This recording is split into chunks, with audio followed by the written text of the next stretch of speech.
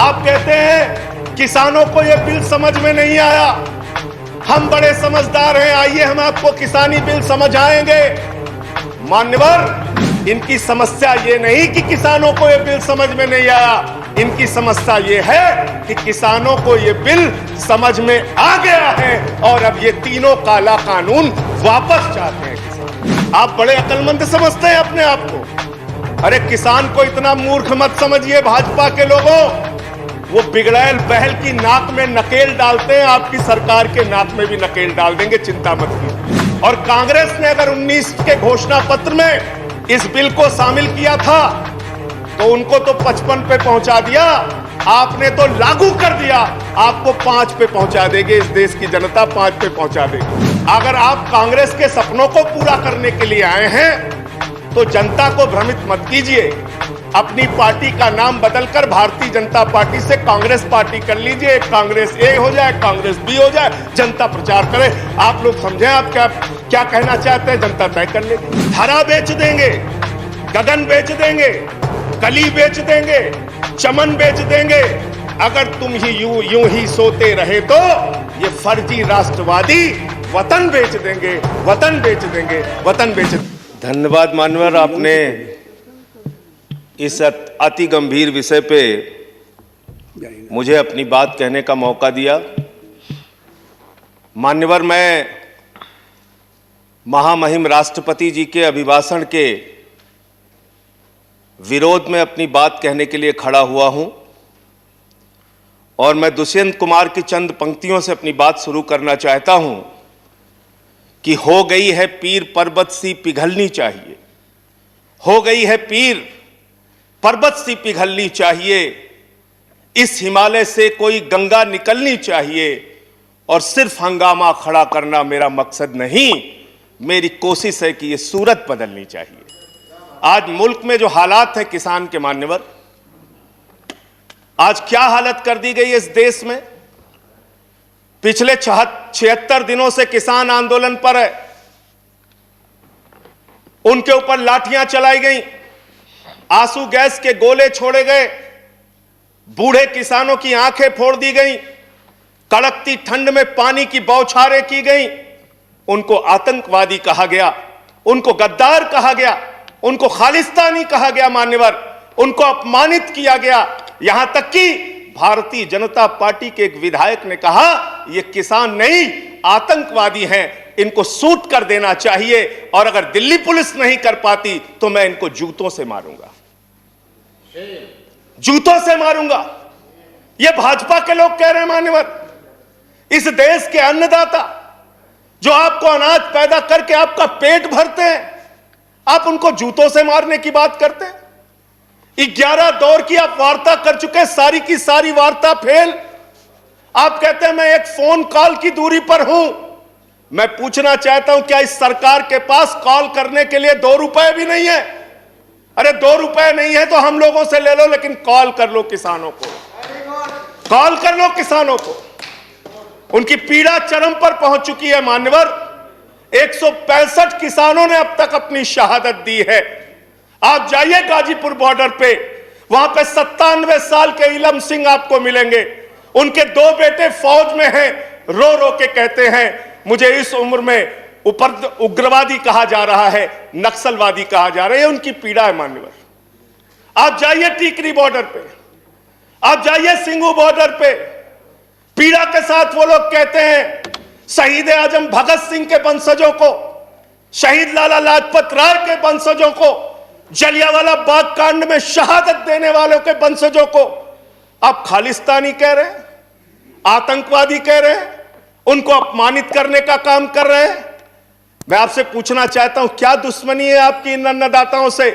चलिए सब कुछ कर लिया आपने, अब तो कम से कम उनके ऊपर दया कीजिए और ये तीनों काला कानून वापस लेना ही पड़ेगा, आपको लेना चाहिए।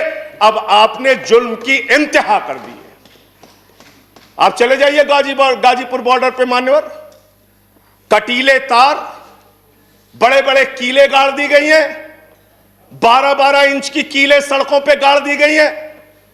देखकर ऐसा लगता है कि दुश्मन देश की सेना आने वाली है।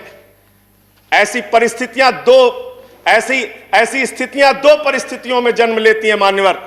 जब देश का शासक अपनी जनता से डरने लगता है तो ऐसी सीमाएं बेड़ियां बनवाता है, या देश की जनता को शत्रु समझने लगता है तब ऐसी बेड़ियां लगवाता है। यह हो रहा है मान्यवर। आज इनके जुर्म के कारण हिंदुस्तान के महान किसान नेता बाबा महेंद्र सिंह टिकैत के बेटे राकेश टिकैत को रोना पड़ा और यह कहना पड़ा कि भाजपा के लोग घेर कर हमें लाठियों से पीटना चाहते हैं। यह आप करा रहे हैं, यह आप करा रहे हैं। आप डेमोक्रेसी की बात यहां पर करते हैं, आप आजादी की बात यहां पर करते हैं। आपने इस देश की हालत यह बना रखी है कि राजदीप सरदेसाई जैसे वरिष्ठ पत्रकार के ऊपर आपने मुकदमे दर्ज करके पत्रकारिता को भी दबाने और उसको कुचलने का काम किया। हर तरफ जुल्म, हर तरफ एफआईआर, हर तरफ मुकदमे। जो पानी पहुंचा रहा है उस पर मुकदमा, जो डीजल दे रहा है उस पर मुकदमा, जो खाने का इंतजाम कर रहा है उस पर मुकदमा। एनआईए लगा दो, सीबीआई लगा दो, पुलिस लगा दो, जांच लगा दो। अरे वो आपके देश के नागरिक हैं। आप कहते हैं किसानों को यह बिल समझ में नहीं आया, हम बड़े समझदार हैं, आइए हम आपको किसानी बिल समझाएंगे। मान्यवर, इनकी समस्या यह नहीं कि किसानों को यह बिल समझ में नहीं आया, इनकी समस्या यह है कि किसानों को यह बिल समझ में आ गया है और अब ये तीनों काला कानून वापस चाहते हैं किसान। आप बड़े अक्लमंद समझते हैं अपने आप को। अरे किसान को इतना मूर्ख मत समझिए भाजपा के लोगों। वो बिगड़ैल बहल की नाक में नकेल डालते हैं, आपकी सरकार के नाक में भी नकेल डाल देंगे, चिंता मत कीजिए। मैं आज सुन रहा था मान्यवर, मुझे बड़ा आश्चर्य हुआ। सारी की सारी भारतीय जनता पार्टी की सांसद जितने भी नेता बोल रहे थे, कह रहे हैं कांग्रेस पार्टी ने 2019 के घोषणा पत्र में इसको लिखा था। यह बिल तो कांग्रेस पास करना चाहती थी। जीएसटी की बात करो, यह बिल तो कांग्रेस करना चाहती थी, हम इसलिए इसको कर रहे हैं। लेकिन वो सांसद यह बताना भूल गए कि जब यह बिल कांग्रेस लेकर आई थी तो उस समय स्वर्गीय अरुण जेटली जी ने और स्वर्गीय सुषमा स्वराज जी ने उस समय बिल का विरोध किया था। और कांग्रेस ने अगर 19 के घोषणा पत्र में इस बिल को शामिल किया था तो उनको तो 55 पे पहुंचा दिया, आपने तो लागू कर दिया। आपको 5 पे पहुंचा देगी, इस देश की जनता 5 पे पहुंचा देगी। इसलिए अगर आप कांग्रेस के सपनों को पूरा करने के लिए आए हैं तो जनता को भ्रमित मत कीजिए। अपनी पार्टी का नाम बदलकर भारतीय जनता पार्टी से कांग्रेस पार्टी कर लीजिए। कांग्रेस ए हो जाए, कांग्रेस बी हो जाए, जनता प्रचार करे। आप लोग समझें आप क्या कहना चाहते हैं, जनता तय कर लेगी। मान्यवर, इस बिल में क्या क्या लिखा है वो बातें आपको बता के और थोड़ी बातें कह के अपनी बात खत्म करूंगा। असीमित भंडारण की छूट दी गई है इन बिलों में, और वो क्यों दी गई है?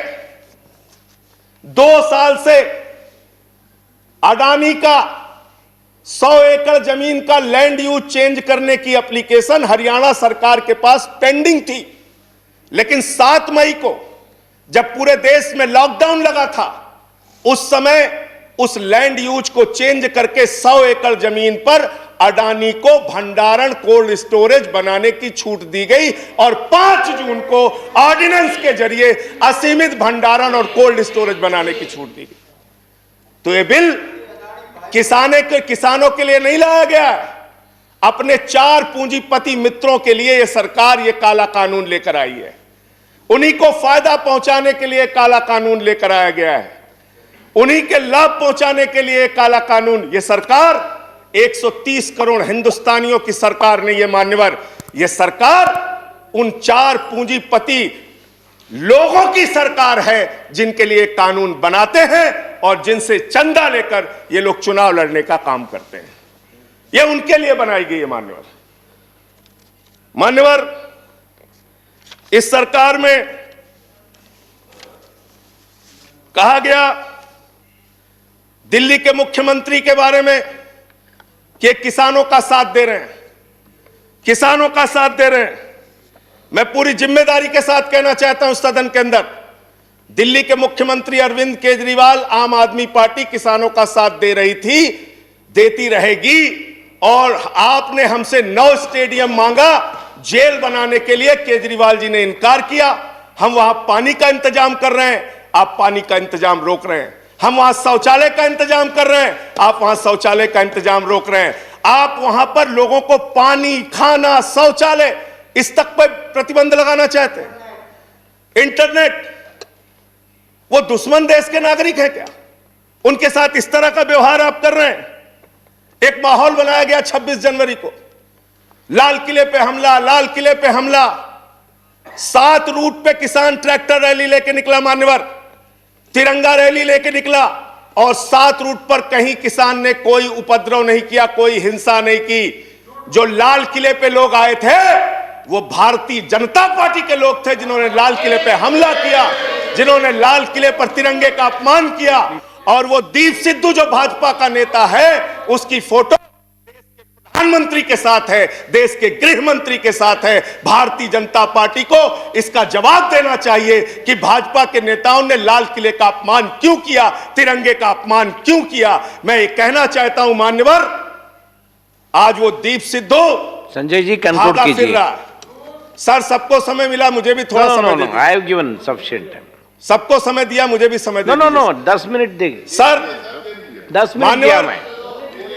मान्यवर दीप सिद्धू भाजपा का नेता वो फरार है, जिसने लाल किले पे हमला किया, जिसने तिरंगे का अपमान किया।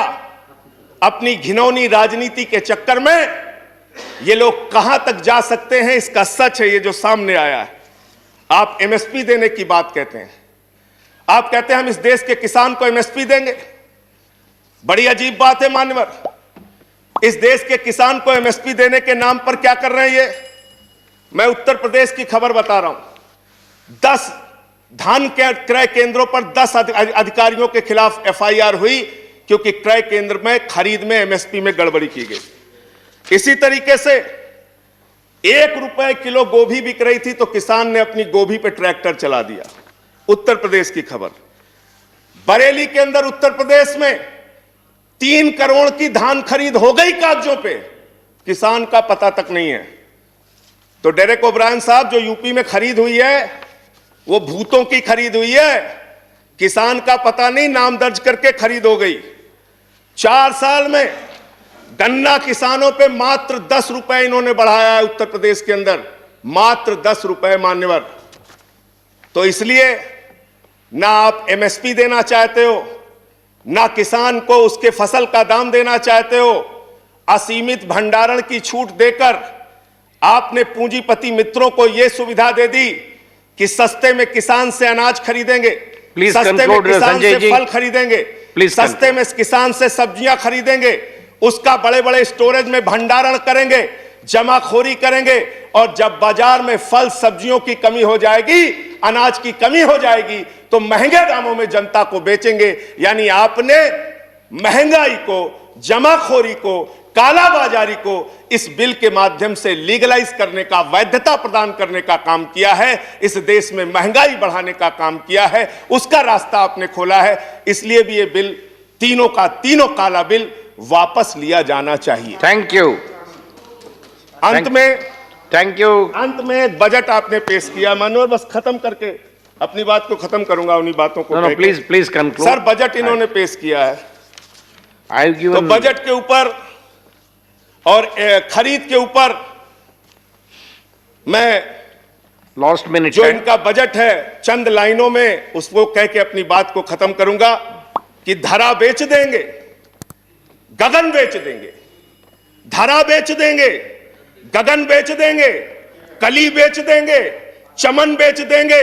अगर तुम ही यूं ही सोते रहे तो ये फर्जी राष्ट्रवादी वतन बेच देंगे, वतन बेच देंगे, वतन बेच देंगे। धन्यवाद माननीय। Thank you Sanjay Singh ji.